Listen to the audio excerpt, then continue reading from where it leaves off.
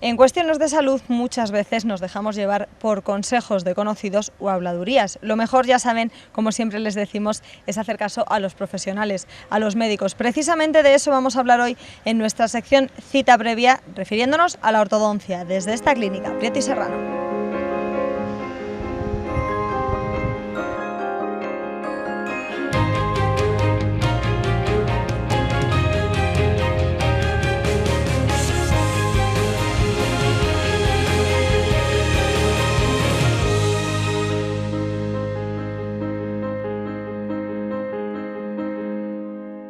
En la ortodoncia, ya lo saben, hay muchos tratamientos diferentes para abordar los problemas. De eso vamos a hablar enfocándonos en cuáles son los que más piden los pacientes. Y nos lo va a contar Javier Prieto. Muchas gracias por recibirnos un día Muchas más gracias a vosotros. En la clínica. Como decía, como ya les hemos venido contando en otras citas previas desde aquí, hay muchas formas de abordar los problemas que requieren utilizar una ortodoncia, mucha aparatología diferente, pero también hay gustos, porque muchas veces los pacientes tienen una idea clara de cómo quieren que se trate su problema. Desde luego. Y yo creo que esto ocurre mucho más en el campo de la ortodoncia ya dirigida específicamente a adolescentes y adultos. Es decir, cuando tú vas a abordar un problema en un crío, las circunstancias suelen ser diferentes. Si abordas un problema en un niño, tienes que tener una justificación clara de hacer una intervención precoz, y suele haber mucha menos demanda en relación al tipo de aparato a colocar. Entre otras cosas porque la problemática lo que demanda es un tipo de aparatología mucho menos estandarizado que lo que te puedas encontrar a posteriori.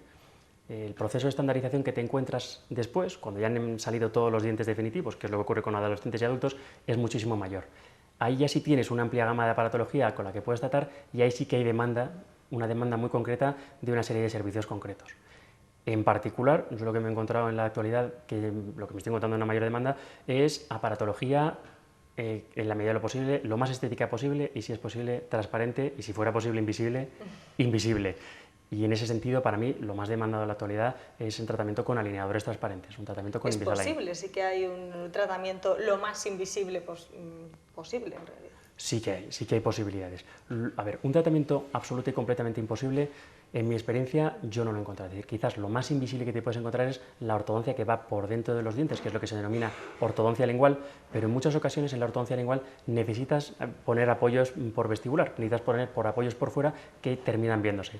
Yo creo que lo más estético que yo me he encontrado, y que además funciona estupendamente, son los alineadores transparentes, es decir, es la técnica Invisalign, que la verdad es que a nivel de estética, bueno, pues supone una mejora muy significativa en relación a los brackets, y también en relación al confort de los pacientes, porque quieras o no, al final son aparatologías removibles. El paciente en un momento concreto puede retirársela, puede cenar, comer tranquilo, puede hacer lo que fuera hacer, un acto social al que no le apetece acudir, y luego lo vuelve a colocar.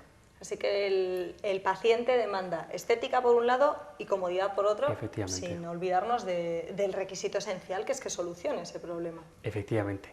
Es lo que demandan fundamentalmente, sobre todo, lo que te decía, los pacientes adultos.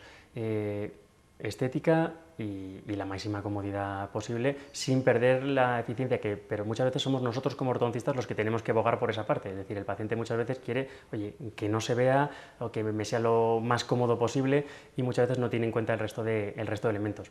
Yo creo que nuestra labor como especialistas en este campo es precisamente el de orientar a los pacientes, porque no todos los pacientes son candidatos para un tipo de aparatología concreta.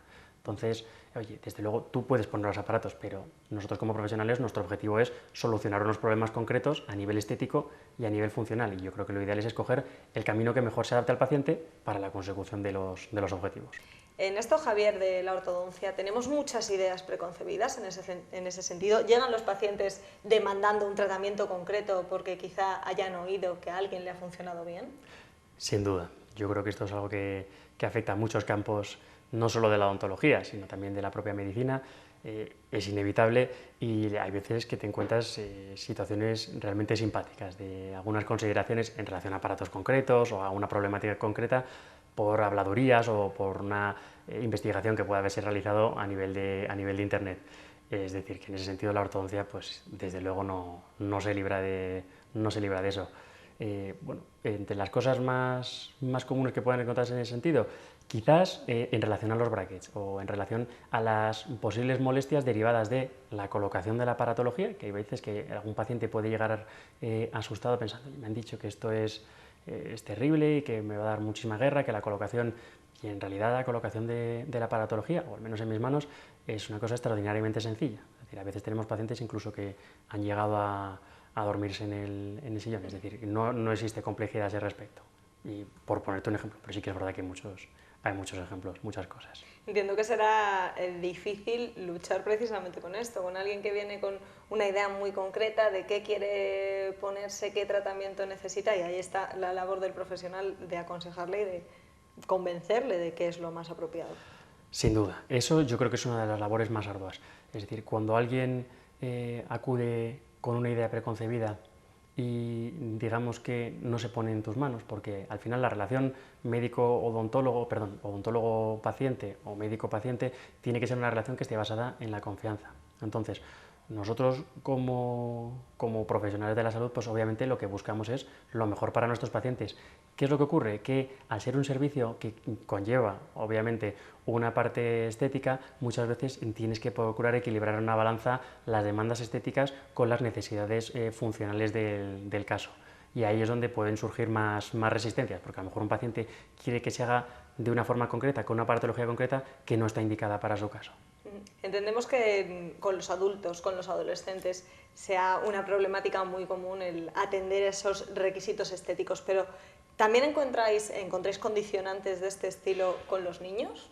Sí, la verdad es que sí, pero en este caso obviamente es extraordinariamente raro encontrarnos que sean motivados por los propios niños. Es decir, yo muchas veces no te encuentras que sea un niño que tenga una demanda. Los niños en general aceptan los aparatos magníficamente, los toleran mucho mejor que los adolescentes, e infinitamente mejor que los adultos, se olvidan de ellos y todo funciona muy bien.